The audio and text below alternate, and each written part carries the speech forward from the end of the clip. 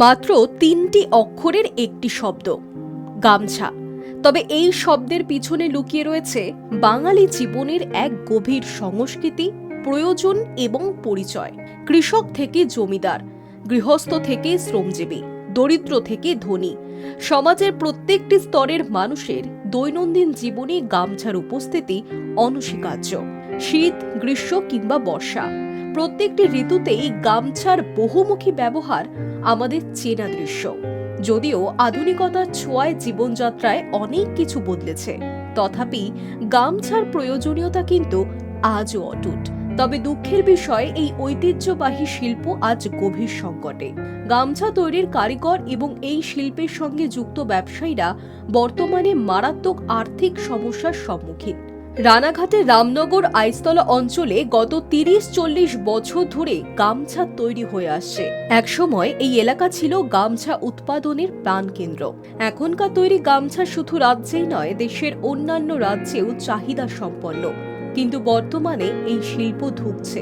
মূল সমস্যা তিনটি: উৎপাদনের জন্য প্রয়োজনীয় সুতোর অভাব, দক্ষ কারিগরের সংকট এবং কারখানা পরিচালনার জন্য মৌলিক পরিকাঠামোর ঘাটতি।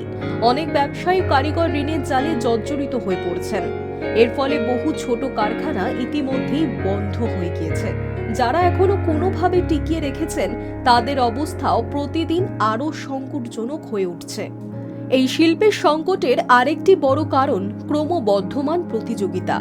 আধুনিক মেশিনে তৈরি সস্তা ও বাহারি গামছা বাজারে আসায় ঐতিহ্যবাহী হাতে তৈরি গামছার চাহিদা তুলনামূলকভাবে কমে গেছে।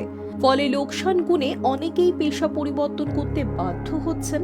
তবুও আশার আলো কিছুটা মানুষের নিষ্ঠায়। বহু প্রতিকূলতা সত্ত্বেও এখনও কিছু কারিগর ও উদ্যোক্তা গামছা তৈরি চালিয়ে যাচ্ছেন। তাদের নিরলস প্রচেষ্টায় এই শিল্প আজও একেবারে বিলুপ্ত হয়নি।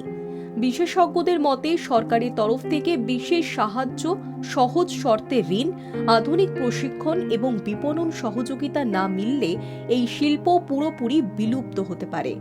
পাশাপাশি গ্রাহক সমাজের মধ্যেও স্থানীয় শিল্পের প্রতি সচেতনতা ও সমর্থন বাড়ানো জরুরি। গামছা শুধু একটি কাপড় নয়, এটি একটি সংস্কৃতি, জীবনের অংশ। সেই ঐতিহ্যকে রক্ষা করতে হলে কারিগরদের পাশে দাঁড়ানো এখন সময়ের দাবি। High News network.